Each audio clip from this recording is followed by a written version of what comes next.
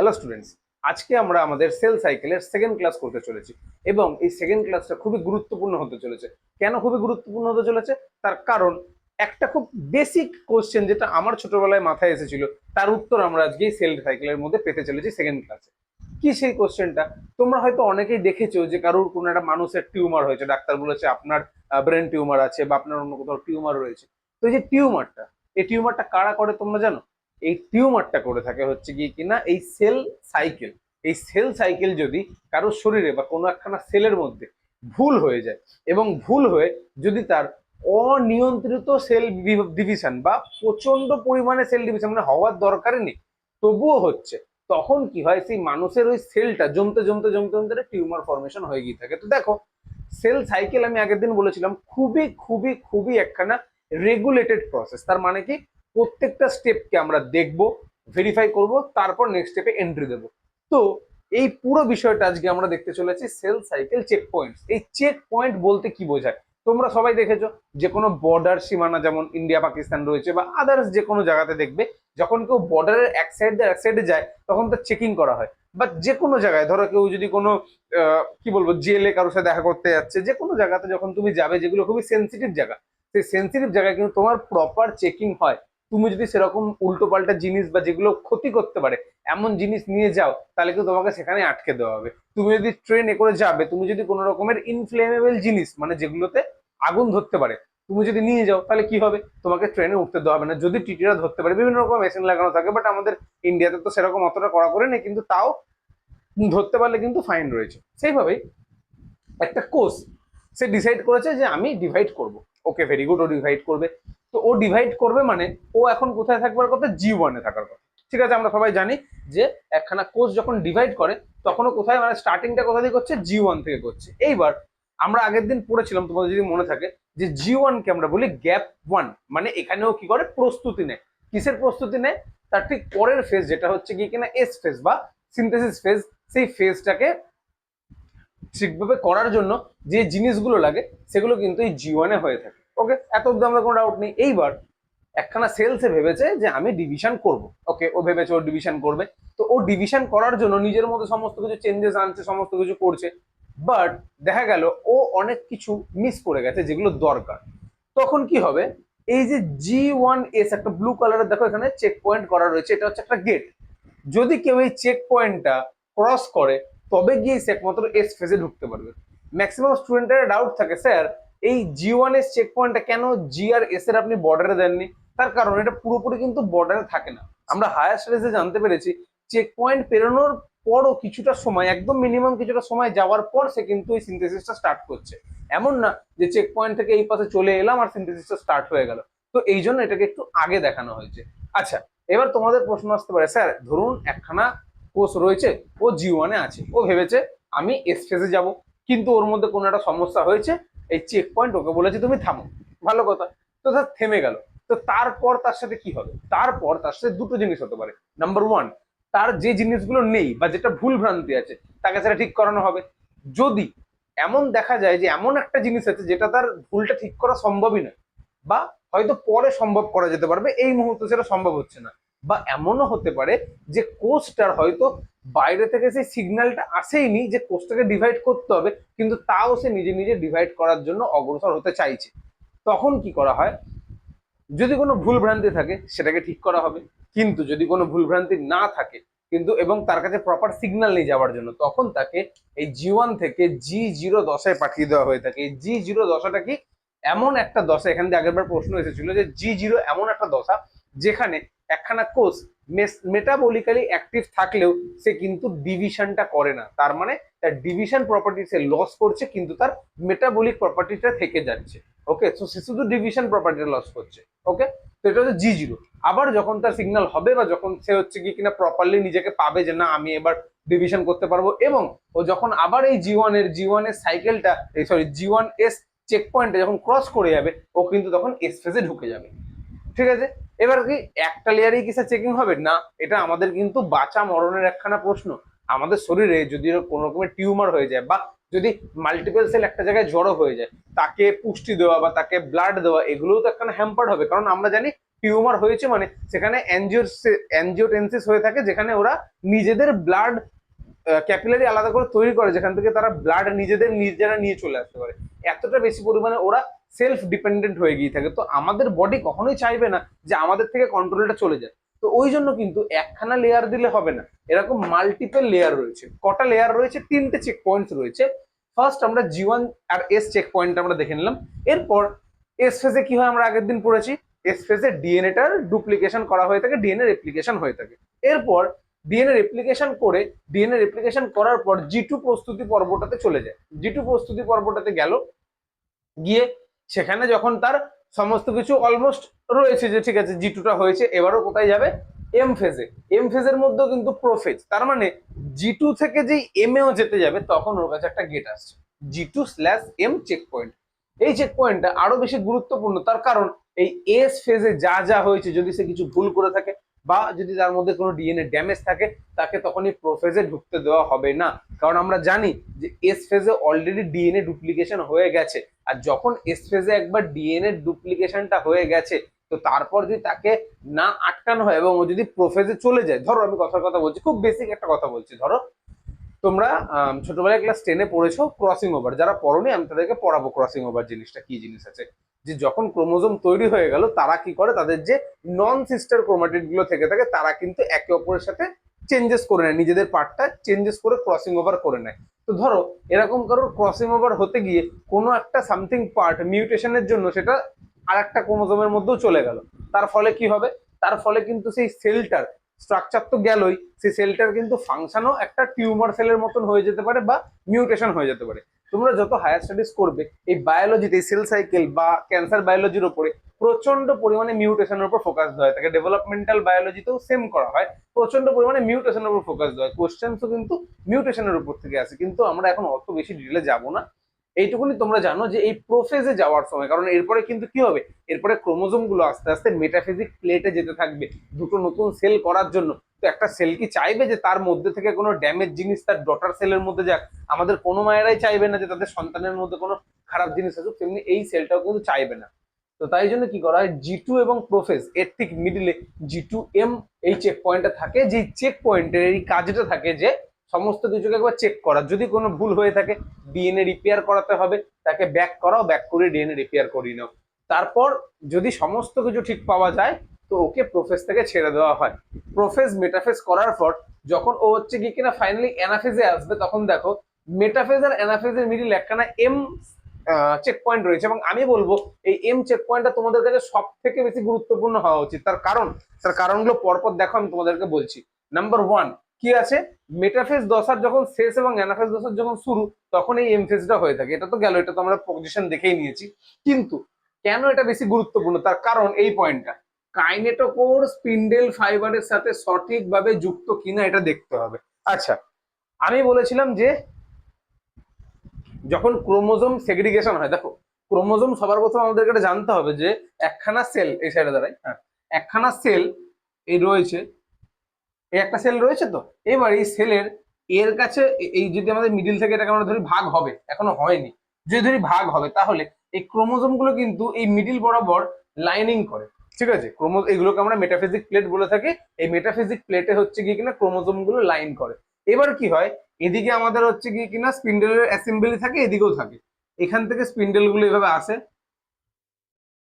এবং এখান থেকে স্পিন্ডেল গুলো এভাবে আসে,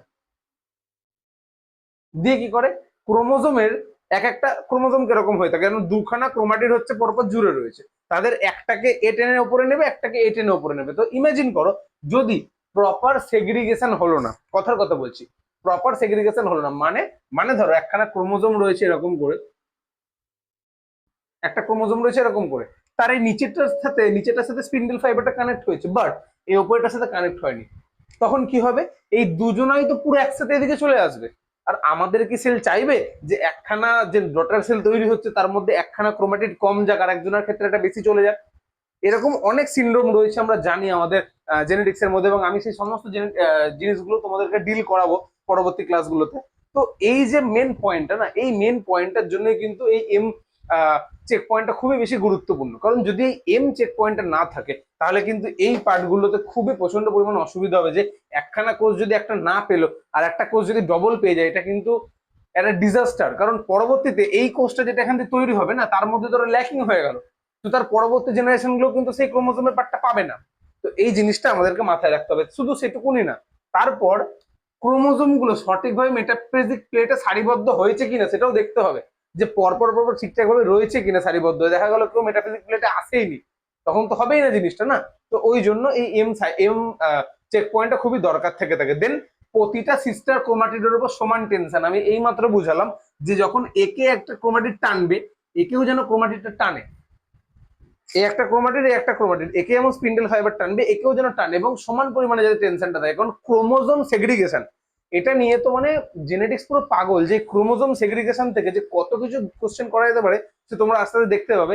আমি রিসেন্টলি ক্লাস 11-এর কোশ্চেন দেখছিলাম, সেখানে অনেক ডিটেলসে কিন্তু যে কোনো টপিককে নিয়ে পড়তে হচ্ছে, এবং যেটা ফার্স্ট করে 11 সেম 1 রয়েছে এবং 12-এর সেম 1 রয়েছে, সেখানে এতটা বেশি পরিমাণে এখন কোশ্চেনের ডিফিকাল্টি লেভেল বাড়িয়ে দেওয়া হচ্ছে। এটা বাড়ানো খুব দরকার। তার কারণ হচ্ছে তোমরা যখন হায়ার স্টাডিজ করবে বা কেউ যারা নিট দেবে বা আদার্স এক্সাম দেবে, সেখানে কিন্তু লেভেলটা একটা হাই থাকে। তো আমাদের ওয়েস্ট বেঙ্গলের থেকে এটা খুব ভালো একটা ইনিশিয়েটিভ নেওয়া হয়েছে, যে পড়াশোনার মানটাকে বাড়ানো হয়েছে। তো যাই হোক, এখানে আমাদের এইটুকুনি ব্যাপারটা হলো। দেন ক্রোমোজোমের ভুল বন্টন, যেটা আমি তোমাদের একটু আগে বলছিলাম, যে একখানা ধরো একে যদি না টানা হয় তাহলে পুরোটাই তো নিচের দিকে চলে এলো, যে সেলটা রয়েছে, তাহলে এটাকে আমরা বলে থাকবো অ্যানিউপ্লয়েডি বা ক্রোমোজোমের ভুল বন্টন। এই জিনিসটা হয়েছে কিনা সেটাও চেক করা হয় মেটাফিজিক চেক পয়েন্টে। যদি এই এম চেক পয়েন্ট চেক করে যে এই এতগুলো পয়েন্ট একদম পুরো ঠিক আছে, কোনো অসুবিধা নেই, তবেই কিন্তু ফাইনালি লাস্টে ছাড়বে টেলোফেজের জন্য, এবং ওখান থেকে কিন্তু টেলোফেজ যে আমাদের কমপ্লিট হয়ে গেল। তার মানে কি, আমাদের আগের দিন আমরা পড়েছিলাম যে ক্যারিওকাইনেসিস এবং হচ্ছে কিনা সাইটোকাইনেসিস, তাহলে যখনই টেলোফেজটা সে কমপ্লিট করবে তার ক্যারিওকাইনেসিস কমপ্লিট হয়ে যাবে, শুধু পড়ে থাকবে সাইটোকাইনেসিস, যেটা জাস্ট কিছু সময়ের অপেক্ষা সাইটোকাইনেসিসটাও হয়ে যাবে। ওকে, তো এই ছিল পুরো কোষ চক্রের চেক পয়েন্ট। আমি এখানে যা যা লিখেছি একবার তোমাদেরকে ডেসক্রাইব করে দিচ্ছি, তোমরা এই জায়গাটা একবার দেখে নাও ভালো করে, যে G1S যে চেক পয়েন্টে রয়েছে, সেই চেক পয়েন্টের কাজ কি, G1 দশার শেষ এবং এস দশার শুরুর চেক পয়েন্ট, এটা টাইমটা লেখা রয়েছে। কোষ বিভাজনে অংশ না নেওয়া কোষ এখান থেকে G0 দশায় চলে যায়। যারা কোষ বিভাজনে অংশ নিতে পারবে না বা চাইছে না, তারা এখান থেকে G0 দশায় চলে যাবে, যেখানে তারা অ্যাক্টিভ থাকে কিন্তু বিভাজন করে না। আমি এগুলো বলে দিয়েছি তোমাদেরকে। দেন ডিএনএ কোনো রকম ক্ষতিগ্রস্ত আছে কিনা সেটাও এখানে দেখা হয়। কোষের আকারটা যথেষ্ট বড় হয়েছে কিনা দেখো। একখানা কোষ যখন G1 থেকে এস ফেজে যাবে, মানে সে তার ক্রোমোজোমকে মানে ডিএনএটাকে ডুপ্লিকেট করবে। তো ডিএনএ কে যখন সে ডুপ্লিকেট করবে, তার মানে তার যে সেলের সাইজটা সেটাকেও তো তাকে বড় করতে হবে। যদি সে এমনি একটা ডিএনএ কে একটা সেলের মধ্যে খুব কম্প্যাক্ট অবস্থায় রাখা হয়, সেখানে আর একখানা ডিএনএ কে ওইটুকু সাইজে নিশ্চয়ই রাখা যাবে না। তো সাইজটা ঠিকঠাক আছে কিনা সেটাও দেখতে হবে, এবং সঠিক এনজাইম এবং প্রোটিন আছে কিনা সেটাও আমাদেরকে দেখতে হবে। ঠিক আছে, এটা গেল G1S। যদি সব কটা পয়েন্টকে সে ঠিক করে, তবে সে সেখান দিয়ে চলে যাবে এস ফেজের মধ্যে। আর সরি এস বলছি কারণ এটা তো আমাদের ইয়ে হচ্ছে না। এবার আমরা G2M টা দেখবো, মানে এস করবে, G2 করবে, তারপর G2M দেখে নাও। ডিএনএ রেপ্লিকেশনটা ঠিকঠাক হচ্ছে কিনা সেটা দেখা, এবং নতুন ডিএনএ তে কোনো রকম ক্ষতি আছে কিনা। নতুন ডিএনএও কিন্তু আমরা রেপ্লিকেশন, ট্রান্সক্রিপশন, ট্রান্সলেশন এগুলো করার সময় আমরা বলতে পারি, যখন রেপ্লিকেশন হয় তখন কিন্তু অনেক রকমের চেঞ্জেস হয়ে যেতে পারে। একখানা যদি নিউক্লিওটাইড চেঞ্জ হয়ে যায়, তার জন্য কিন্তু অনেক বড় ডিএনএ সিকুয়েন্সের মধ্যে মিউটেশন হয়ে যেতে পারে। অনেক বড় একটা দেখা গেল ওখান থেকে জিন তৈরি হতো, সেই জিনটা কিন্তু তৈরি হবে না। তো সেই জিনিসগুলোতে না হয় সেগুলো চেক করে G2M।